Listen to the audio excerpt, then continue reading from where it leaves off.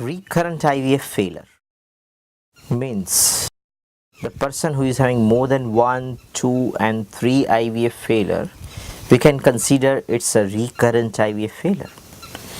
In today's world, it's very problematic and it's very confusing, and it is also having a great tension that what to do next.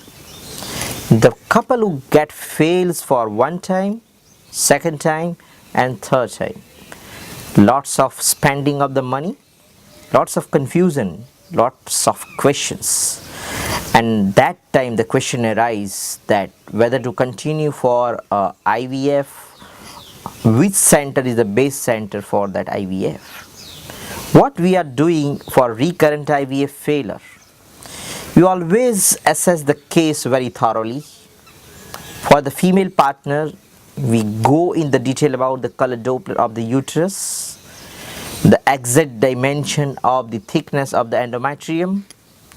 We go for the ERA, the endometrial receptive assay, if it is required in the female. We go for some hormonal estimations in the female prior to go for the IVF.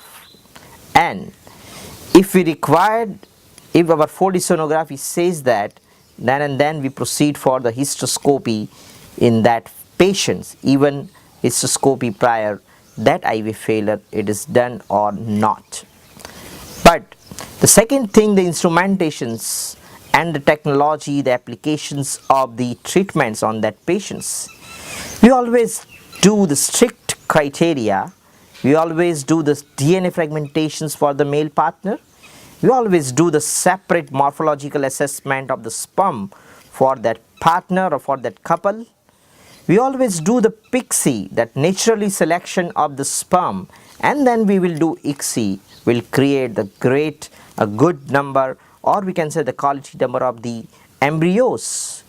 We always go for the time-lapse technique for that patients. We always change some of our internal media technique that we never expose, and we always transfer the 5th day transfers.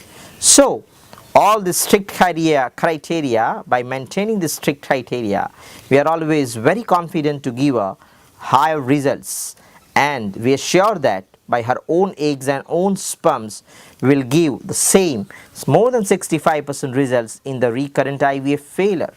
We always have a one challenging month at the end of the 1 year, in the December month, from 15 December to January 15, for the recurrent IVF failure across the India and across the Gujarat.